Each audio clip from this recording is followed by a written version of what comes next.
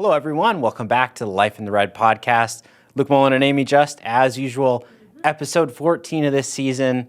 Probably one of our most unique ones yet. I mean, they're all unique, but I think obviously we'll do our usual, break down the game a little bit, look ahead to Nebraska's next upcoming opponent. But the main topic that everyone's going to be focused on, worrying about, who's going to be the quarterback. I mean, we'll dive into it, but that's a question that we haven't had to worry about all season.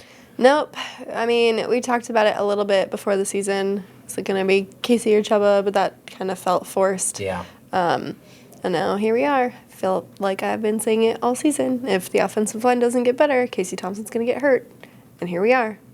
And he has been hurt, just not hurt enough to get knocked out of the game altogether. Yeah, and he's said it all season. If he can throw, if he can walk, he's going back in the game. That was not the case this past weekend. Yes, medically ruled that he could not come back in after halftime. Of course, the injury, we'll get into that. But, I mean, just thinking about this Illinois game, we knew it was going to be a really tough test for Nebraska, given how good that Illinois defense is. Mm-hmm. The run game, can wear down the Husker defense. But when Casey was on the field, I mean, Nebraska was very, very competitive against Illinois. Yeah, and, I thought, going in that, yes, Illinois' defense is very, very good. But Nebraska's offense was the best offense that they'd seen all season. And then when you lose Casey, it's like, well, okay. Yep. The 15 or 20 minutes, whatever it was, that Nebraska had Casey, that was the best offense they'd seen. But, I mean, yeah, it was pretty similar game plan, I guess you could say, to Purdue. The big passes were the things that got Nebraska going. Screenplay to Chancellor Brewington, of course, 56-yard touchdown pass and catch and run from Vokalek. Derek had to shake off a couple defenders, but I mean, the run game was still needing to get going. The rhythm in the passing game was still a little bit questionable. It was those big plays that Casey can deliver that were there. And then once you take that aspect away of, your quarterback who's in sync with that offense, who has that big playability, I mean, the offense just crumbled. Yeah, and it didn't help that Illinois was completely keying in on Trey Palmer. He had one catch for like 1 yard, I think, something like that. Not great. So when you lose that guy, obviously that needs to open things up for other people, and it did for, Brewington and Vokalek, but there wasn't a whole lot from anywhere after that. And to be fair, that's not exactly Casey Thompson's fault because, he's on the sideline and in the locker room. But I will have to say, we sat here last week. You're like, oh, what are we going to do? What's Nebraska going to do? And I'm like, oh, screenplays. Screenplays. Yeah, you're over there during the game pretty much. Every time they ran one, you're like, I told you that was the key. That was the key. And hey, it was working well. And until it didn't. But that's the way it goes. Just, had to get the record absolutely straight on that one. Of course. I love when I'm right because I'm not right very often. Yeah, but, I mean, the play that Casey got hurt on, too, was just such a double whammy. I mean, he's trying to complete a tough pass under pressure, something he's done quite a lot this year. And, just a throwing motion gets hit on the elbow. And, of course, that's just going to, pop the ball right up in the air. Easy interception for Illinois. They score. Smothers comes in, one quick possession, get it back, and they go down. And just take a 20-9 lead. And, I mean, that was just too much for Nebraska to overcome. Maybe if it was a little bit tighter, they still did have some chances in the second half, which, we'll talk about a little bit with the quarterback play. But, I mean, going down 11 with the backup situation, I mean, 2-score game, there's still a little bit of hope, but just couldn't execute. No, and I was curious about it in the moment, and I'm still kind of curious about it now, even though Mickey Joseph gave an answer on it. Why go with Smothers to end the first half and then trot Purdy out there? Like, just pick one. Yeah, well, Mark Whipple offered a little... just pick one. He offered a little bit of insight about what happened, and he had some further comments. Again, we'll get into that in more depth recently. But he said he looked at Chubba's eyes at halftime, thought he was ready to go. So I mean that's the halftime conversation, presumably that him and Mickey are having. What quarterback are we rolling with? And if Whipple's saying Chubba's the guy, I mean I guess that's how it played out. But either way, the offense was just completely not the same in the second half. Nebraska averaged 7.6 yards per play in the first, 1.5 yards per play in the second half. Second half drives without Casey: punt, interception, punt, fumble, punt, punt. And the one series that, of course, we have to dive into, 11-point game, Nebraska gets a golden opportunity, a fumble, in field goal range already. Mm-hmm. You could throw it into the ground 3 times, you can take 3 knees, and you still have a decent chance at a field goal. And Chubba just tried to make a play that just was not there. No, and he knows that. He's trying to force something. Yeah. And Mickey was not super pleased after the game with that one, was not super pleased on Tuesday with that one. He wants to make a big play to kind of help his confidence there, to get things going. But in that situation, you don't need to do that. Like, you don't need to be Superman in that situation. Like, you already have 3 points in the bag.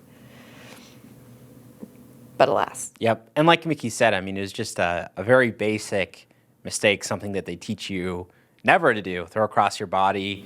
He's right there on the sideline. You can just step out of bounds. You can throw it out of bounds. So just a simple thing to fix. Just don't do it again. Yeah. But yeah. Of course, it's a huge issue. Nobody knows who's going to be Nebraska's quarterback coming here on Saturday. Casey Thompson, like we said, hit his elbow, nerve damage, couldn't really feel his fingers, which is pretty scary, not just as a football player, just as a person, yeah. Losing that feeling in your hand. And so Mickey Joseph, on his TV show over the weekend, he was saying it was very doubtful that Casey was going to play against Minnesota. On Tuesday, he was a little bit more optimistic, you could say. He said Casey looked a little bit better. And Mark Whipple today, he didn't fully rule it out either. But I think the way things are trending and how beat up Casey's been, it's like, even if they do trot him out there, he could just get hurt again right away. So yeah, there's no winning in this situation. Yeah. He's gotten some new injury every game that he's played in, and if he's not 100%, why put him out there? Absolutely. Or no one's 100%. Yeah. Let me rephrase that. But if he's having any issue at all with the elbow, just no. Because the last thing you want is to rush him back out there, things go south, and then, you got Michigan next week, and there's no chance of him being in that one. Like, you don't want that situation either. So, yeah, it's not great. And, yeah, I think I know what's going to happen with quarterback this week in terms of who it is, not what will happen on the field, but we'll get to that. Yeah, so, we brought it up there, but, going Smothers for one series and pivoting to Chubba for the entire second half, Mickey, after the game, he was saying it was a case of where they needed to throw the ball, which, they did. They were down 2 scores. It was, it's something you need to do. But at the same time, to me, it just screams a Whipple decision, a guy who's going to be a lot better executing the offense that Whipple wants to run, as opposed to Smothers, who was recruited for the Frost-style offense. Yeah, it makes sense to me. But now that that with Whipple talking today and saying that Purdy had been hurt and missed the last 2 practices last week, that just makes me even more confused. Yes, it is. It is very, very puzzling. I'll say that. I just have to imagine that they have a lot of confidence in Chubba, that what the practice that he has gotten in earlier this year, what he showed them in spring and fall camp, had to be enough to say, hey, he's going to be able to be out there and be our starter, lead the team, because, that's a huge deal. Not practicing the 2 days up before a game, you just get thrown in cold. You're not setting up a guy for success like that, and Whipple pretty much said as much. Yeah, the quote was, it probably wasn't fair to Chubba. He did not practice the last 2 days of the week. Going back, I don't know whether I should have played him or not. That's rough. That's rough. I mean, he is nothing if not honest. So Indeed. And a little bit of information that Whipple had for us, he said there's a good chance both Smothers and Purdy could play on Saturday if Casey can't go. So I'd anticipate it's probably more of what we've seen, maybe bring in Smothers for a few run packages, but Chuba will probably be the guy because, again, his ability to execute the offense that Whipple wants, it's a lot better, at least in terms of his strengths as a quarterback, his ability to throw. And, again, we'll see if a whole week of reps working with those starters can get him a little bit more game ready than he was. Yeah, and we don't know what his injury was last week, right? So Yep. But he seems to be better now, just based off of what Mark was saying today. So Yeah, anything can happen, that's for sure. Yes, including other injuries. Yeah. Apparently, one of the third-string quarterbacks got hurt, he said today. So, because somebody asked what the depth chart looked like behind those two. Who knows? Who knows? Who knows? It's anybody's guess. Yeah. What's going on? But yeah, not that that matters. I hope it doesn't matter. No one wants that to matter this week. Absolutely. Interesting to note, even if it's like a footnote. So. Yep. Well, I think we've seen kind of the line for Minnesota has gradually increased a little bit. I don't know if it's 15, 16, whatever it is. It is 16, as I checked before we got in here. So obviously a lot of belief that Casey's not going to be able to go out there, which, again, that's our belief here too, close to the program, what we're hearing. So if you thought last week was tough, great scoring defense, team that's built on running the ball, keeping it away from you, well, they're getting the exact same thing this week. Mm-hmm. Yep, yeah. That's Minnesota, just what you want, right? Top 5 national defense, just like Illinois, allowing 14.4 points per game this year. Very, very tough. Even in the last 3 weeks or 4 weeks, where they've been on a bit of a skid, got right against Rutgers last week, but lost to Purdue, Illinois, and Penn State 3 weeks in a row. But the defense was still tough against these teams. They have good offenses that have shown that they can. At least 2 out of those 3 teams that they can beat Nebraska. So it's more of the offensive deficiencies there for Minnesota. So I think to expect Nebraska to go out there and move the ball against this Minnesota defense will be pretty tough.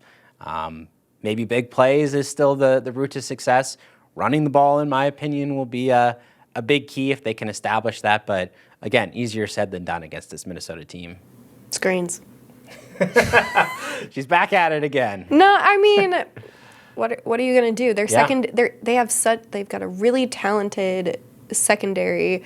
Those safeties can tackle super well. Their missed tackle percentage is really low. The corners that they've got are really talented. I don't find many weaknesses on that side of the ball for them. Dinking and dunking is not super sexy, but if it works, it works. Well, I hope that the week of practice and hopefully getting Chuba more healthy, more ready will help with those screenplays because he wasn't super accurate when Nebraska tried to call them with him in the game, and not like horribly inaccurate, but not putting the ball right where he needed to, making his receivers reach behind or ahead of them a little bit. Kind of had a little bit of a different motion, I think, on those screen passes than you'd usually expect to see. So, again, we don't know what he was dealing with, how he was dinged up, but if he's able to execute those at a higher level, I definitely agree with you. But, yeah, like I said, Minnesota got right last week, destroyed Rutgers 31-0. Complete dominance, both sides of the ball, which admittedly Rutgers was dealing with some of their same quarterback issues they've had all year, but you look at this Minnesota team and, the key cogs on their offense, Tanner Morgan, Muhammad Ibrahim, these 2 sixth-year guys who have, they've been a thorn in the Big Ten side for several years now. And, great understanding of the offense. Bill Busch today saying, Tanner Morgan doesn't make mistakes. He audibles out of plays at the line of scrimmage, can throw to all parts of the field, which reminds me of some of the things he said about Aiden O'Connell, who carved up this Nebraska team. And, we saw what Purdue running back Devin Mockabee did too. Ibrahim's been doing that for several years now. I think you got a stat to share. Yeah, so I was looking it up. He has hit 100 yards in his last 16 games played. Granted, yes, he did miss like the majority of one season in there. But yeah, this goes back to 2019. He's had over 100 yards in every game he's played in. Which is crazy. I mean, you just trot that guy out there. He's good for 100, and you're just like, all right, done and dusted. Yeah, standard day at the office. Oh, boy. And I don't think that comes to an end on Saturday. I doubt it as well. I don't. Yep. I mean, you look at the way that, Nebraska was able to bottle up Chase Brown a little bit, I think, early in the first quarter. A little bit more interesting. I think they were running a lot more five down linemen, or well, not necessarily down linemen, a few edge rushers as well. But they're putting 5 guys at the line of scrimmage a lot against Illinois there. We saw a lot fewer snaps for the nickel Isaac Gifford as a result of that, having that extra lineman in the game. But ultimately, I mean, the best running backs, they wear down that defensive front. And we saw that Chase Brown ended up getting, 30 carries, ended up getting his 150 yards. And, it didn't feel like he dominated, but he just churn out those gains, and you keep the sticks moving. Yep. And I gave them I think I gave them a D or an F for that. Yeah. Because you can't, even though he's going to do that. Like, come on. We could be better than this in general. Indeed. And the other big aspect of the Minnesota offense I think is important. Top wide receiver into the year, Chris Ottman-Bell, out for the year, suffered that injury 3 games into the season. But the tight end, Brevin Spanford, one of the best in the Big Ten. They've had a few other wide receivers step up as well. So even without that top target, they've still been decent in the passing game, but not quite the volume for Tanner Morgan that you see for a lot of other quarterbacks. Just trying to be efficient, trying not to turn over the ball, and let Ibrahim do his thing, let that defense go to work. I think, like I said, pretty similar to Illinois in that regard. Yeah, absolutely. And just with everything that's going on with this team, that's not exactly what you want. Though, yes, if you want to look for a silver lining, if you truly believe that they're planning as, nameless, faceless opponents, to have some similarities there, you can build off of that, I suppose, from week to week. Yeah, and the other thing is, on the Minnesota end, perhaps they're going to be game planning, not knowing who's going to start at quarterback for Nebraska, which is our Husker hot topic for the day. Should Nebraska start Logan Smothers or Chubba Purdy? So I've gone back and forth on this.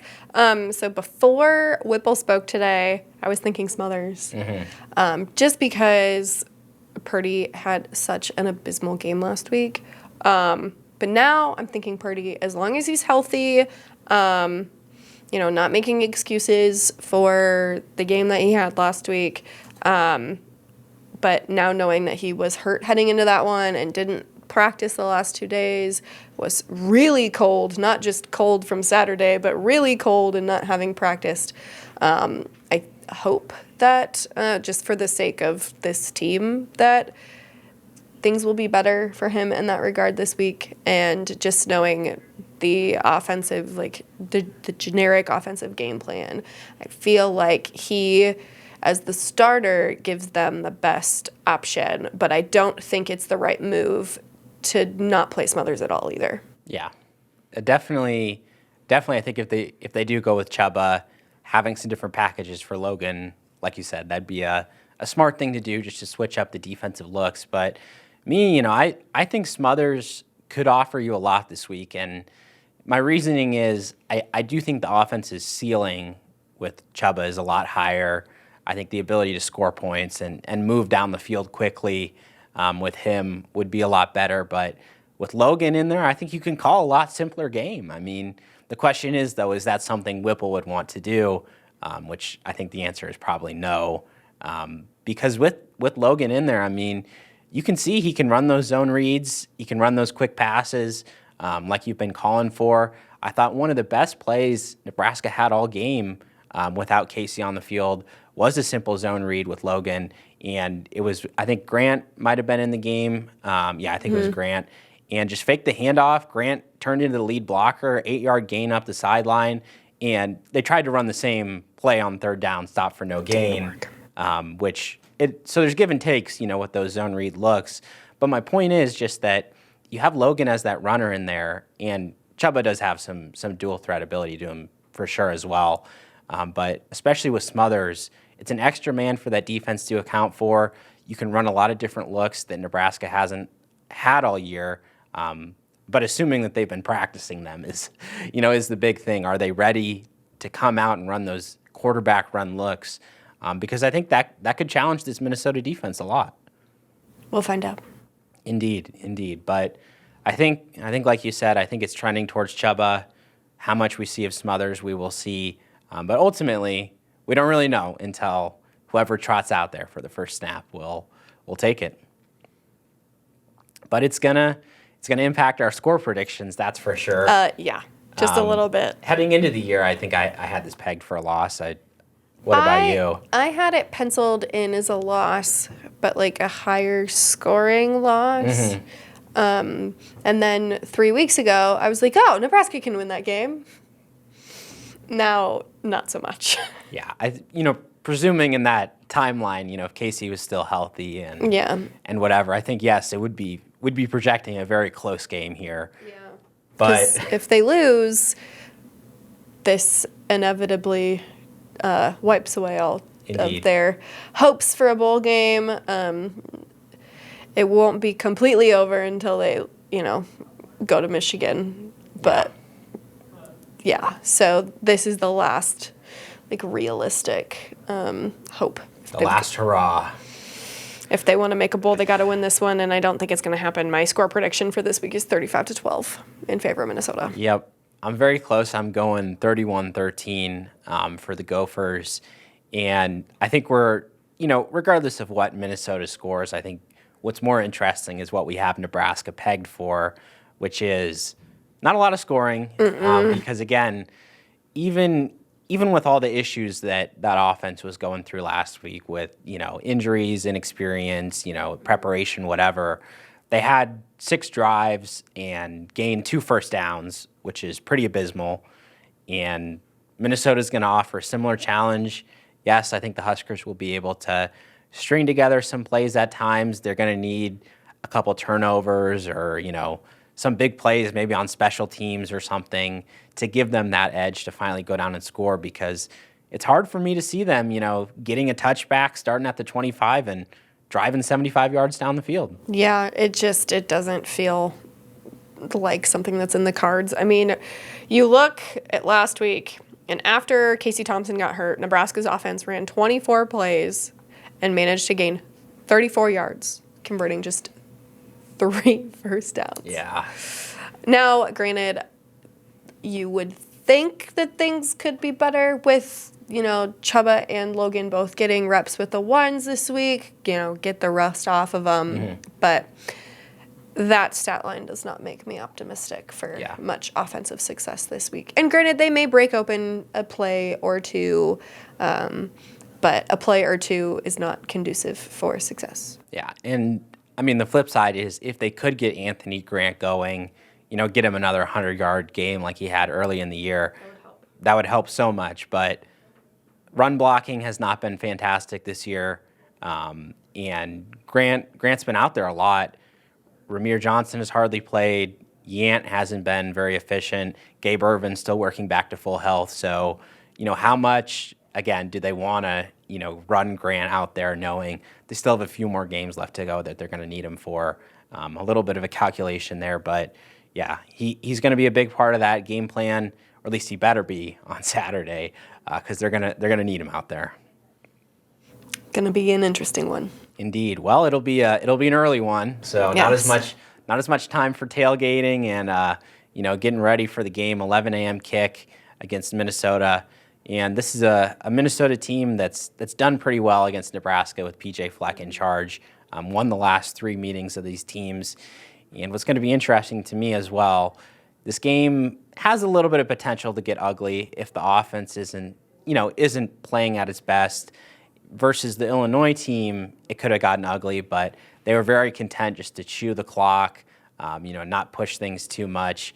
PJ Fleck, on the other hand, he's going all for it, all 60 minutes. So we'll see. Yeah, could be real lopsided depending on what happens, But that's the beauty of football. We're all doom and gloom right now, but you never know. You never know what's going to happen there on Saturday.